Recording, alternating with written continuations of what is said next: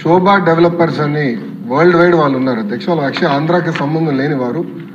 But వాళ్ళు ముందుకు వచ్చి మీ రాష్ట్రం మంచి లైబ్రరీ చేస్తుందని మేము విన్నాము అని 100 కోట్ల రూపాయలు శోభా డెవలపర్స్ ఈరోజు ఆంధ్ర రాష్ట్రానికి వాళ్ళు డబ్బులు ఇస్తాం కూడా జరిగింది.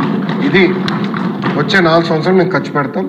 మిగతా డబ్బులు రాష్ట్ర ప్రభుత్వము దాతలు జోడించి ఒక వరల్డ్ క్లాస్ లైబ్రరీ ఏర్పాటు చేస్తామని ఈ సభాముఖంగా నేను మీకు హామీ ఇస్తున్నాను. ఈ రోజు నుంచి కరెక్ట్గా 24 నెలలు టార్గెట్ పెట్టుకుని గౌరవ స్పీకర్ గారి సమక్షంలో ఓపెనింగ్ కూడా చేద్దామని గౌరవ సభ్యులకి నేను తెలియజేస్తున్నాను. రెండో అంశం అధ్యక్ష, వాస్తవంగా మనం ఒక్కసారి చూస్తే గౌరవ సభ్యులు చెప్పినట్లు పుస్తకాలు కొనుగోలు అనేది వాస్తవంగా సరిగా జరగట్లేదు. నేను డిపార్ట్మెంట్కి ఏం చెప్పానంటే అనేక గ్రేడ్ లైబ్రరీస్ ఉన్నాయి, అంటే గ్రేడ్ 1, గ్రేడ్ 2, గ్రేడ్ 3 లైబ్రరీలు ఉన్నాయి, జిల్లా గ్రంథాలయాలు ఉన్నాయి, రీజనల్ లైబ్రరీస్ కూడా ఉన్నాయి. అసలు ఒక్కొక్క లైబ్రరీలో మినిమం బుక్స్ ఏమేమి ఉండాలి అది నాకు క్లారిటీ ఇవ్వండి.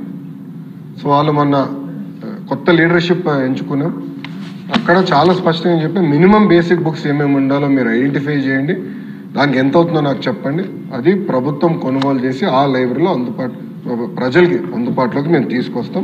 అది రెండో పాయింట్. కానీ అది టెక్నాలజీతో కూడా జోడిస్తాం అధ్యక్ష. ఈ 100 రోజుల్లో ఆల్రెడీ యాప్ మేము డెవలప్ చేసాం, 100 రోజులు లాంచ్ చేస్తాం. అన్ని లైబ్రరీస్ టెక్నాలజీతో ఇంటిగ్రేట్ చేసి ఎక్కడ ఏ పుస్తకాలు ఇంట్లో కూర్చొని నాకు ఈ పుస్తకం కావాలి, లైబ్రరీలో ఉందా లేదా, స్టాక్లో ఉందా లేదా, వేరే ఎవరైనా తీసుకున్నారా లేదా, అది ట్రాన్స్పరెంట్ మెకానిజం టెక్నాలజీతో జోడించి యాప్ ద్వారా అందజేయాలనేది ప్రభుత్వం